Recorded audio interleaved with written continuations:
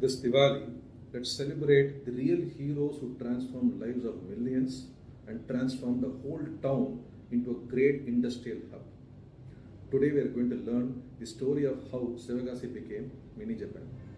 The story starts way back in 1920s when two teenagers, Ayyanadar and Shanmuganadar, travelled all the way from Sivakasi to Calcutta to know something about the matchsticks manufacturing process. But they were fascinated by the fact that matchstick manufacturing is happening in Calcutta and they wanted to know how the entire process works. They travelled all the way from Sivakasi to Calcutta with the hopes of understanding how the matchstick industry works, and to their disappointment, they got a job after a lot of struggle, but not in the core manufacturing but rather in packaging. In packaging, you don't get to see the manufacturing process. And that is not why these two guys had travelled all the way from Sivakasi to Calcutta.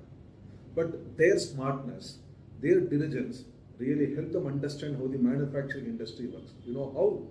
They had access to the records and registers maintained by the manufacturing factory.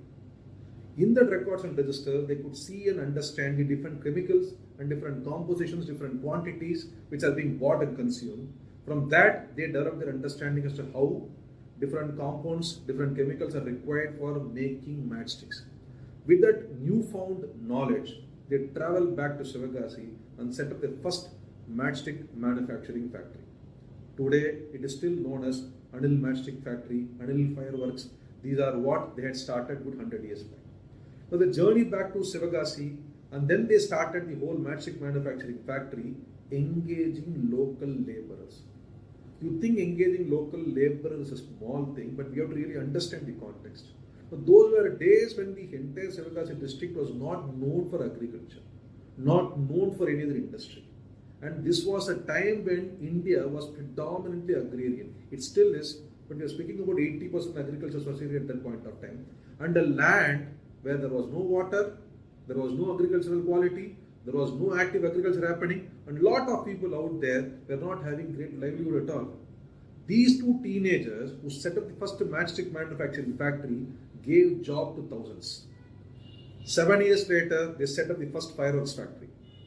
They gave jobs even more number of people, more number of families started getting benefited. In fact, there is a story in that area, they say that before the whole matchstick manufacturing factory, nobody wanted to enter into any kind of marital alliance with people of Sivakasi. And after the whole matchstick manufacturing industry came into the town, people really wanted to give their daughters to people of Sivakasi. That kind of transformation, social, economical, whatnot. Such a huge transformation was further accelerated by the Second World War. Ask me how? During Second World War, the government of India, then headed by the British monarchy, banned import of explosives. That resulted in serious supply crunch, and people started looking at places like Sivakasi. You know what that resulted in? More and more number of matchstick manufacturing, fireworks manufacturing facilities coming up in Sivakasi.